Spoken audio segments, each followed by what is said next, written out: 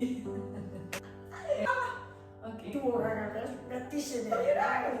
Hi Freya. Hi Michelle. So I'm here with Freya Poppe today, and she's the owner of Tutu Chic and Tutu Door, as you know, and she has her own clothing brand and as well her own fabric in bedding, in mattresses, in all bed gear, and as well in pillows. Exactly. Yeah. Of course. Can you tell us a little bit more about your story? Oh, it's a very long story actually. Let's say I studied business management because for me it was, from a young age, it was important to be very independent and to think about, to have my own company was one of my big dreams. And along the way, I was always interested in fashion.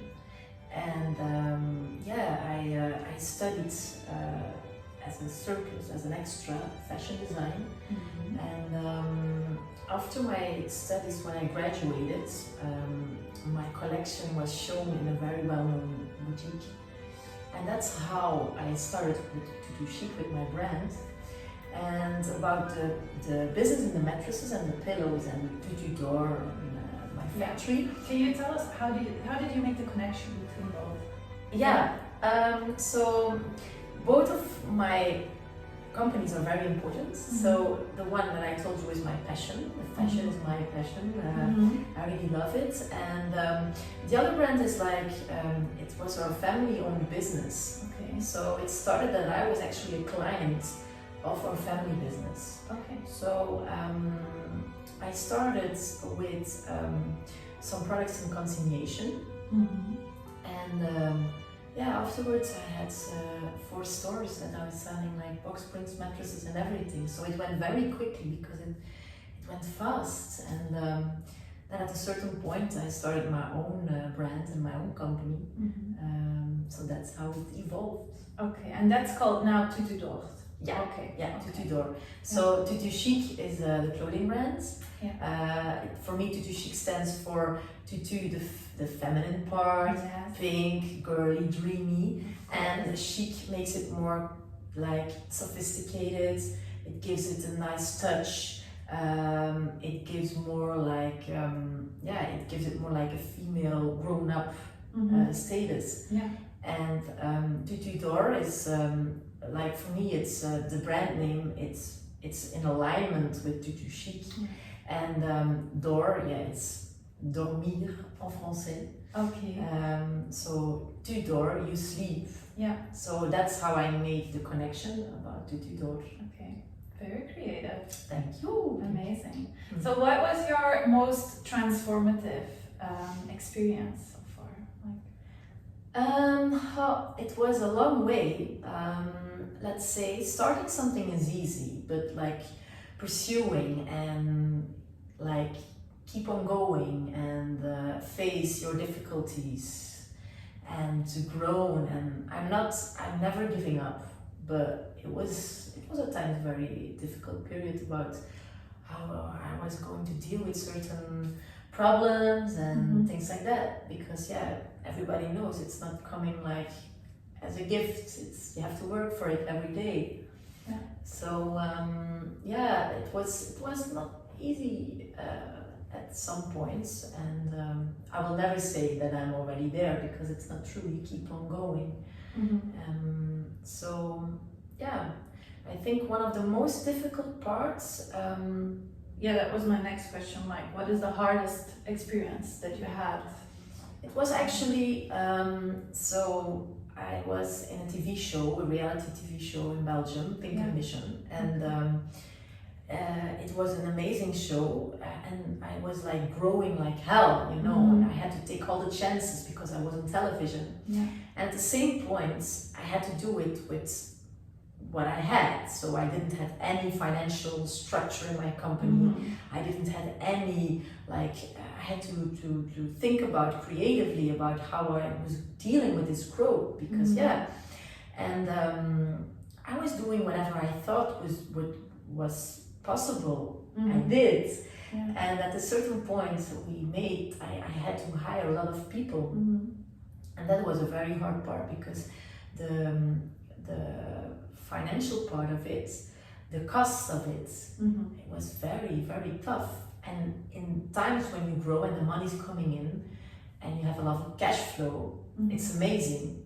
But when you have to invest or the cash flow is stopping a little bit or it changed, it's difficult. And then you start to realize that it's not always easy and it's not coming up every time. You have your troubles. Yeah, your ups and downs. Exactly. Yeah, I can imagine. Okay, well, can you tell the people as well something that not a lot of people know about you? About my business part, you mean, or personal? Or personal, you can choose. That's difficult because I'm open about a lot of things. Let's say, I think a lot of people know that I have my 2 businesses now, but it was long. A lot of people always thought that I only had to do chic because it was the company that I was coming out with. And actually right now I'm also like thinking about new ways, about new businesses as well. I like to do chic and I like the way I'm working with it. But I'm also thinking about, maybe new brands, new business ideas I'm working on. That evolves the whole thing that I'm busy with right now. I cannot say a lot more, but it has to do also something with media. By the way, she is in Dubai already for a few months. So are you exploring the market here as well in a professional way then? Yeah, I'm right here now for 4 months and I really like to be here. And I was like, why shouldn't I go for it and just take the chances and make something out of it here because I'm here right now. So I'm busy right now with the distributor and we will see how it will work out. First I went to do something with the pillows. And then later on I hope I can maybe do something with Tutu Chic or with my brand and we will see. By the way, we're wearing her nice the bathrobes, the collections. Yes. Okay, well, do you have, with all your experience, because you've been an entrepreneur, female entrepreneur already for many years, but do you have any advice for women in business who not necessarily, they do not need to be entrepreneurs, but maybe like just general business advice? Yeah, there are of course a lot of lessons that I already learned. Yes. I'm like doing my business already for 10 years now. One of the good things that I will remember that I always thought it was different, but actually it's the other way around. They always tell you keep on going, never stop, keep on chasing the dreams you have, never stop, they say all these things always. I believe it, it's a positive way, but it's also necessary. You can keep on going, but the hardest thing is to really see what's going on and being objective about it and see it with a different view and to make a decision. Is this really a good way? Is this really a good approach? Because you can keep on believing and you can keep on dreaming and going for whatever you want, but sometimes if it's not working out, you have to ask yourself the question, is this the good direction? Yeah. Isn't there another way? Is this really what I want to do the rest of my life? And sometimes you have to change the decision.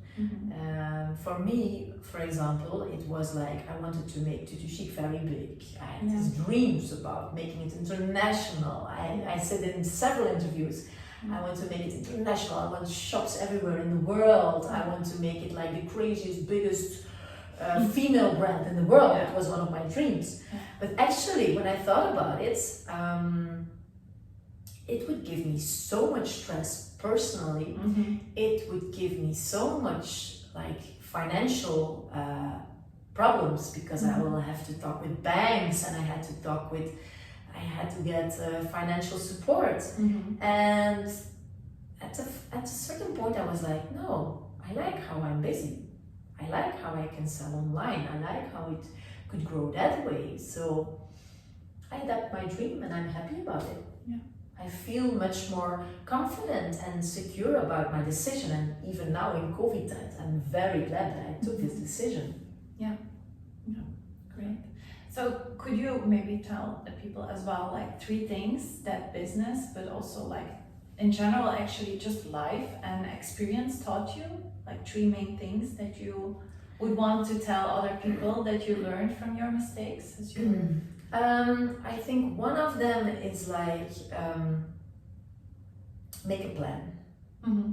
If you have the dream, make a plan. And it's easy to write something down, but a good plan, a structured business plan. Yeah.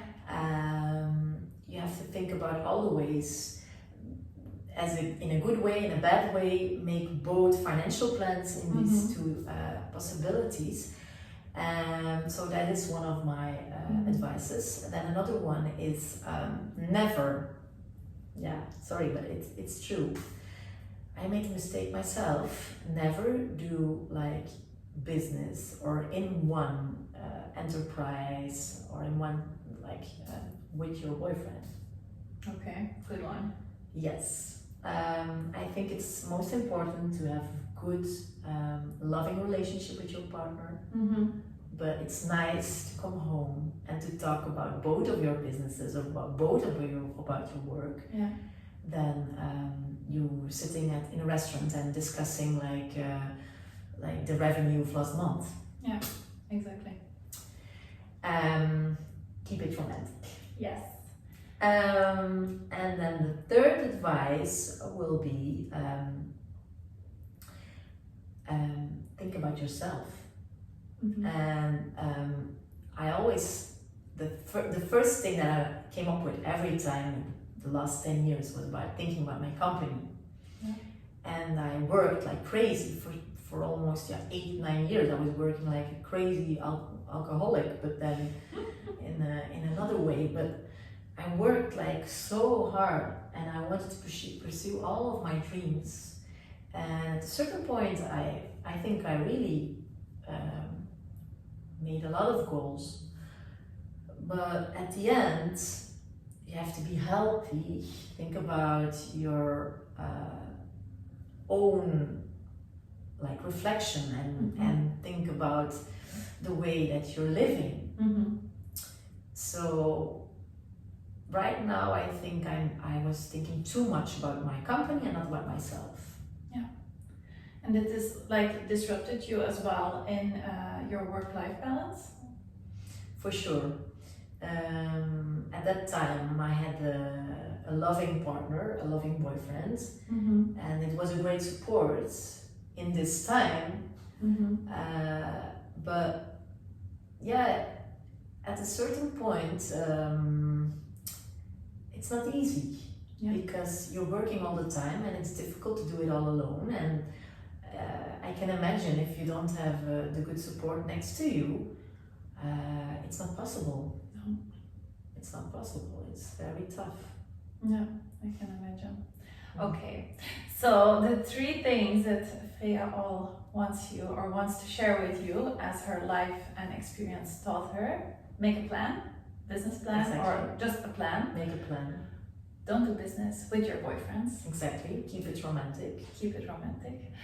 And 3, the third one was, think about yourself. Love yourself. Love yourself first. Yeah, and not your company. Yeah.